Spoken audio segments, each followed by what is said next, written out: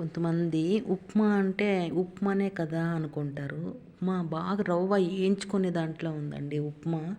బాగా రవ్వ వేయించుకొని కొంచెం పచ్చిపాలేసి అంతా బాగా తిరుగుతేసినాక ఎర్రగడ్డలు పచ్చిమిరపకాయలు కొంచెం పాలేస్తే టేస్ట్గా ఉంటుందండి ఉప్మా.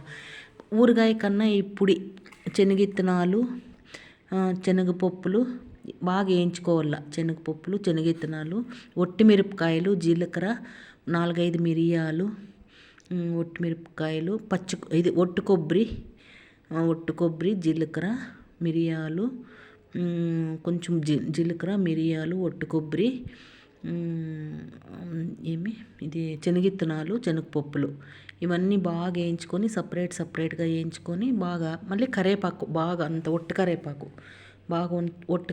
బాగా అంత వేసి అన్నీ సపరేట్గా వేయించుకొని ఒక 4-5 తెల్లగడ్డలు వేయాల. దీనికి ఈ పొడికి 4-5 తెల్లగడ్డలు వేస్తే అప్పుడు టేస్ట్గా ఉంటుందండి ఉప్మాలకి కాంబినేషన్. ఉప్మాకు కూడా కొన్ని శనగబ్యాళ్ళు లాస్ట్లో రవ్వ వేసిన తర్వాత ఒక అర్ధ గ్లాస్ పాలు వేయాలండి. అప్పుడు టేస్ట్ ఉంటుంది ఉప్మా. చూడండి ఎంత మెత్తగా ఉంది, మెత్తంగా ఎంత మెత్తగా ఉంది చూడండి, ఎంత మెత్తగా బాగుంటుంది ఉప్మా. ఇట్లా తింటే భలే ఉంటుందండి, టేస్ట్గా భలే ఉంది. ఇప్పుడు భలే ఉందండి. ఇప్పుడు కరివేపాకు వేయలా, కరివేపాకు వేస్తే బాగా టేస్ట్గా ఉంటుందండి. లాస్ట్లో కల్లుప్పు వేసి కరివేపాకు వేసి అన్నీ వేయించుకొని కరివేపాకు వేసి ఆడిచ్చి చాలా టేస్ట్గా ఉందండి. ఒట్టిమిరపకాయ వేయాల. ఒట్టిమిరపకాయలు ఒక బ్యాడగి ఒక 3, గుంటూరు ఒక 3, మామూలు చిన్న మిరపకాయలు అయితే ఒక 10 వేయాలండి. అవి ఏమీ లేకపోతే చిన్న ఒట్టిమిరపకాయలు 10 వేయాల.